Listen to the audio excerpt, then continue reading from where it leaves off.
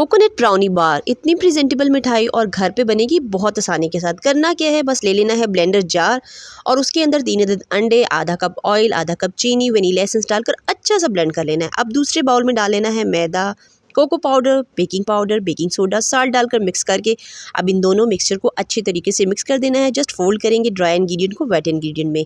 अब इसको साइड पे रखेंगे और इसको डाल देंगे उस बाउल के अंदर जिसके अंदर हमने इसको बेक करना है। विदाउट ओवन आज हम बेक करेंगे। कढ़ाई में नमक डालकर उसको प्री हीट होने के लिए पहले से रख दिया था। अब इसको बेक करेंगे।